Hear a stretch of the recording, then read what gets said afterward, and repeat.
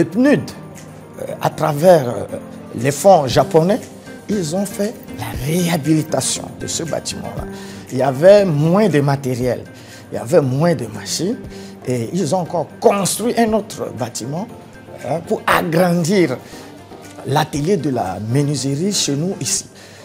Il y a beaucoup d'élèves, mais l'atelier ne le contenait pas. Nous sommes un pays de bois, mais c'est difficile de trouver les formateurs qui peuvent former en menuiserie. Qu'est-ce que nous avons fait? Nous avons lancé un appel sur toute l'étendue du territoire. Ceux qui sont prêts, ils sont venus. Ce n'est pas seulement à Bangui, mais c'est dans la RCA en général. Vous savez, derrière cette formation, c'est d'abord donner les capacités aux jeunes pour produire des meubles de qualité, leur donner les capacités de pouvoir se positionner sur le marché de l'artisanat et surtout aider ces jeunes-là à être les ambassadeurs du pays en matière de valorisation du bois qui est l'une des ressources les plus importantes de la République centrafricaine. Et c'est comme cela que le PNUD a discuté avec le ministère de l'Éducation nationale pour pouvoir retenir le lycée technique comme un lycée bénéficiaire de ce projet. Ok, c'est un art de transmettre le métier, en d'autres termes. Bon, qu'est-ce que la menuiserie? La menuiserie, c'est quoi pour vous? Oui? Je crois que c'était un soulagement. Parce que faire la menuiserie, c'est différent, mais transmettre le métier, c'est la pédagogie.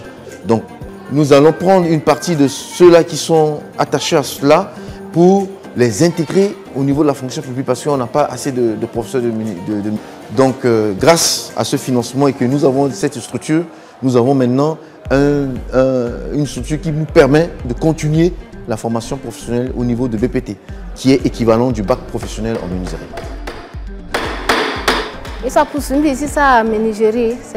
J'ai eu envie de faire la menuiserie parce que mon père adore menuisier. Depuis l'âge de 15 ans, j'accompagnais mon père dans son travail. Il m'emmenait avec lui, je tenais ses sacs, ses manuels, et à chaque fois qu'il montait sur les toits, je lui donnais les outils de travail, les scies, les marteaux. C'est depuis toute petite que j'apprenais cela. Et quand je suis devenue une femme, j'ai laissé les études pour me concentrer sur le travail de la menuiserie. Avec mon certificat, j'ai eu à faire des stages chez d'autres menuisiers. Quand le directeur de mon école actuelle m'avait aperçu, il m'a alors envoyé ici afin que je puisse être mieux formée et que j'aille ensuite former les autres. Vous savez, quand on forme un formateur, le mot c'est formateur, veut dire après leur étude, après leur formation, ils doivent former les menuisiers, les futurs menuisiers de la RCA, pas seulement à Bangui. Après ça, l'État va les intégrer dans la fonction publique. On ne va pas les lâcher comme ça. L'argent que